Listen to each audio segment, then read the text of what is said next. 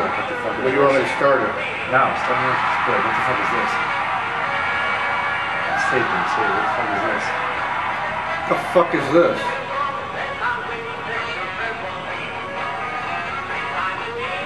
Dude, I was trying to find a song for Randy, a Pittsburgh Steelers song, and all I could get is this fucking Pittsburgh Steelers polka gay shit.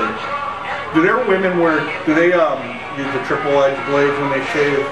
Pittsburgh? Yeah. Pittsburgh women? They're hairy women, I aren't they? ask Randy. That's what I hear. Pittsburgh women are hairy, but they can dance a mean polka. I guess that's what this song is. Yeah, it's a Pittsburgh Steelers polka, which I'm sure he knows every word. Is there any Polacks in Denver? That's some gay shit, that's all I gotta say. Welcome back to the Jacked Up Fantasy Football League preview show. Moving along to Randy the Eliminator. As always, the host here is the back-to-back league champion who just loves showing off his trophy. The Archon Tigers, and of course yours truly, the commissioner. We're moving on to the Eliminators. Brought to you by? Oh, I'm sorry, brought to you by Heineken Light, our only sponsor this year. Heineken Light. Lighten up. Who's those derelicts? Or give yourself a good name. I forgot their slogan. I have no idea who these guys are. This was, I think, a preseason game from like 2 weeks ago. Is that at Heinz Field? No, this is in Denver. That's in Denver, okay. Yeah, he lives in Denver now. Why would I know? Who cares? Randy's the guy with the Lloyd jersey there. Let's do a quick history on the Eliminators. This is his 4th year in the league. He started off great, and he still has a pretty damn good record, a 26-16. Last year was his worst year. His best finish was in 2008 when he was the runner-up to our champion. So that makes him 1-1 in the playoffs.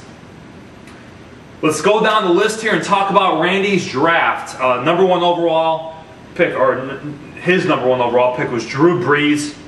Do you agree picking Brees in that spot?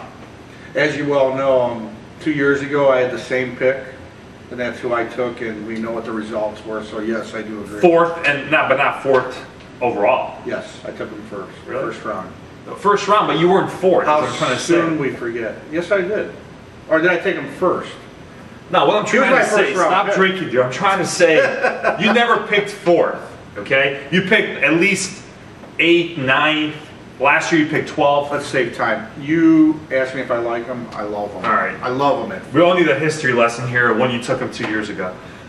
His starting running back, Ryan Matthews, I will say that he's going on the limb here because there's a lot of hype here. Are you buying the hype on Ryan Matthews? I am, and I like that pick.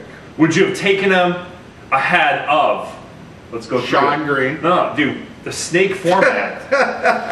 Every show you fuck this up. It starts there, it wraps around. All right. So he Brian Grant. I think if you don't take Ryan Matthews there, he's gone. So yeah, I would have taken him. Okay. Mendenhall.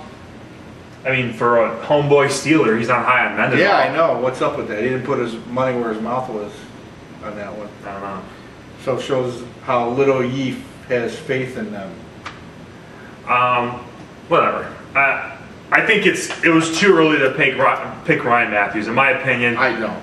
All right, I would have taken Ryan Grant. I would have taken Pierre Thomas. I'm high on Pierre Thomas this year. Obviously, I picked him. Number 1 receiver, Marquise Colston. He's in high-powered offense. What do you think? I love Marquise Colston. That's a good pick too. I mean, let's see. It snaked around. He could have had Jennings. Are you sure it snaked around? He could have had Jennings. He could have had. Could have had Smith. I think that's a nice about pick. He could have taken Jennings. That's about it. You say Steve Smith? Yeah. Nah, not even in the 2 Steve Smiths. Anquan Bolden. I mean, you want to play it? No, I think these guys are in high-powered offenses. That's a nice pick. Okay. I would have taken Jennings just to not give Tony. You don't have to point. They can't see what you're pointing. I'm pointing with you. I can see. I'm pointing at Colston. I can follow the snake format, unlike you. I would have taken Jennings here because Tony now has Rodgers and Jennings. That could be 50 points. He was a bust last year. For me, he'll be a bust for TNT. That's 50 points. Best pick of the draft for Randy. For Randy, I believe, let's see, looking quickly, I like Drew Brees. with his first pick. The guy's explosive. Okay, Captain Obvious. He's explosive. I mean, besides him. Beanie Wells. At number 4? Beanie Wells. Are you surprised he dropped to number 4? Because he was rated as high as a top 10 running back. But because of the question marks for Arizona, well, there's a lot of dropped. question marks when you come to that. When I took LaShawn McCoy, and then, let's see here. He could have had Best. Yeah. A die. He could have had Jamal Charles. I wouldn't have. Are you saying you should have taken a die? I would have taken Jamal Charles. But not a die. Are we going to agree on that one? He's in the better offense. I mean, the die is consistent the last couple of years. If he stays, the Cardinals are going to be running the ball a lot this year with the shape. Yeah, but if they're one-dimensional, they're not one-dimensional. They are. Matt Leinart, Derek Anderson. You still have to respect the wideouts they have there. They have Breston, they have Early Doucette, and they have Fitzgerald. Who's going to throw on the ball? Who's going to throw on the ball? Somebody's got to cover these guys. If you don't cover them and you stack the box, I can get it to those guys. I can get it to them.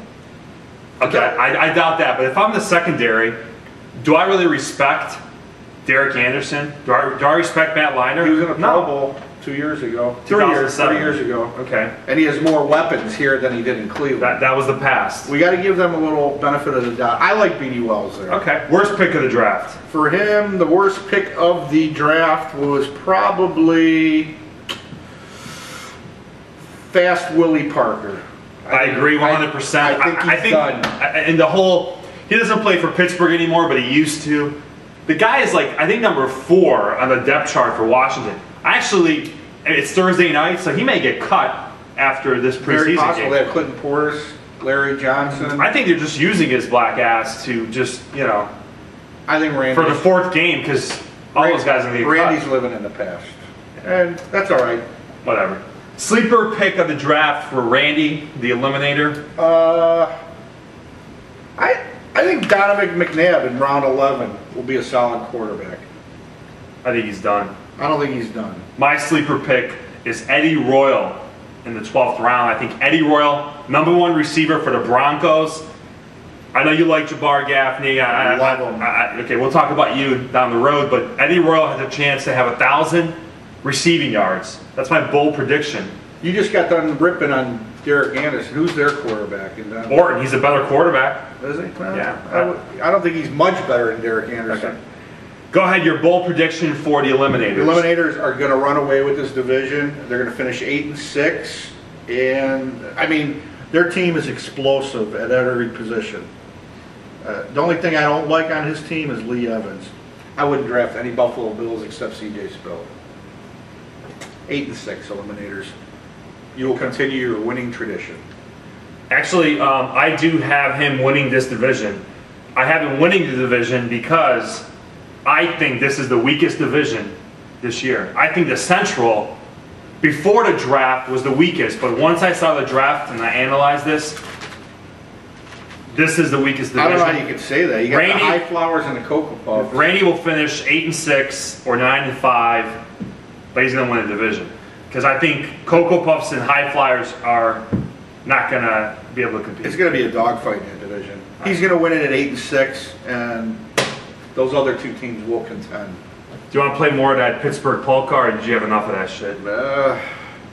Is there anything else that's good about Pittsburgh? The air stinks when you walk in. It's like Cleveland. Is it? Yeah. It's worse than Cleveland. I've never been there, but from what I've seen on pictures, it's bad. They even try to imitate panini sandwich there with a place called... I mean, just the fact that I have a Steelers logo, a Steelers song on my iPod. Your phone will never be the same. I mean... Randy, we're going to see you in Las Vegas here in a couple of weeks, and hopefully you'll put some money on the Steelers. Yeah, I mean, again, he's going to win the division because it's the weak division, but other than that, I'm not impressed, Randy. I really hope you're right going on a limb with Ryan Matthews, but he's a rookie, so we'll see. His overall career record speaks for itself, so you got to respect the game. Okay.